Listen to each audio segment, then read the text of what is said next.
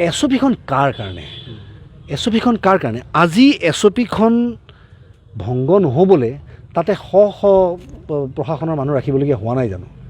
গতিকে সেই শ মানুহখিনি ৰাখি পেলাই খুলি থৈ দিয়ক, তেতিয়াতো তাততো কোনো ধৰণৰ উৎপাত কৰিব নোৱাৰিব কোনেও।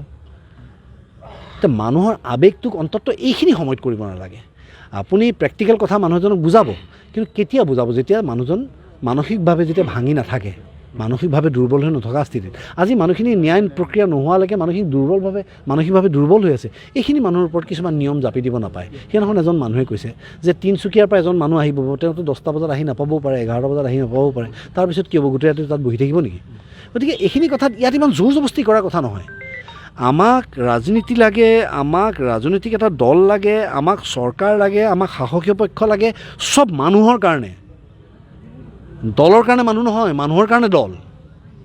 গতিকে সেই কথাটো মনত ৰাখিব লাগে যে যিখিনি মানুহৰ কাৰণে কৰিছে সেইখিনি মানুহৰ ইচ্ছা অনিচ্ছাটোতো গুৰুত্ব দিব লাগিব। আমি সুখত শান্তিত থাকিবলৈহে আমি আইন প্ৰক্ৰিয়াটোক আমি সন্মান কৰি চলোঁ, বা ৰাজনৈতিক দল এটা আমি ইলেক্ট কৰি পেলাই তেওঁলোকক পাৱাৰলৈ পঠিয়াওঁ। কিয় পঠিয়াওঁ? এই মানুহৰ কথাটো জোৰ জবস্তি সকলো নহয়। গণতান্ত্ৰিক দেশত একো জোৰ জবস্তি হ'ব নোৱাৰে। যেতিয়ালৈকে আমি আইন নিয়ম উলংঘা নকৰোঁ, আমি যেতিয়ালৈকে অপৰাধী নহওঁ, তেতিয়ালৈকে আমাৰ ওপৰত জোৰ জবস্তি চলিব নোৱাৰি। ইয়াত বাক স্বাধীনতা লাগিব। মানুহে যি কথা ক'ব মন যায় ক'ব পাৰিব লাগিব। আপুনি ক'বলৈ নিদিয়াকৈ থকাটোহে আপোনাৰ কাম, তেওঁলোকৰ মুখখন বন্ধ কৰাটো কাম নহয়।